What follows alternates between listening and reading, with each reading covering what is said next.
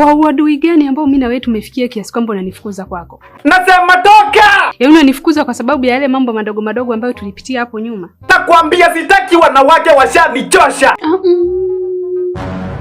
Tulia. Kula mtoli taratibu. Hebu toka nje. Wewe nisikilize. Toka. Nisikilize sasa. Unaleta tamaa Sio kwamba naleta tamaa. Kama ni mwanaume unataka wacha nikutafutie. Tatizo lako wewe unazingua sana. Wewe nitafutia afu nitakukoza chochote kile. Oya, nani anataka dem? Njoo umtongoze Kathe basi. Akikubali na kupea yeye 100%. Kwanza unamuona aje? Ni Mtanzania wa halali.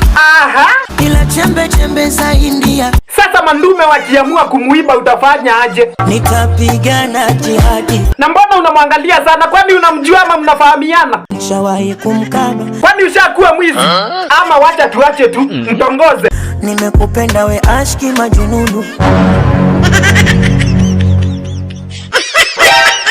Wallah, Mungu kanipa nilichomuomba.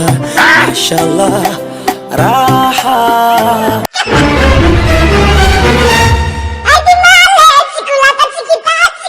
Unipige mabusu.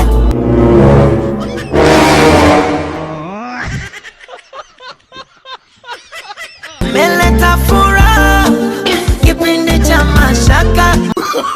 No. Niwe wako boda boda.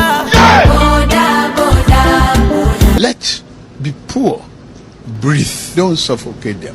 Penzi lako mizani mizito naishi wapawa. Nimeanza kupatwa na jilazi. Hebu muende mkatongozania na huko.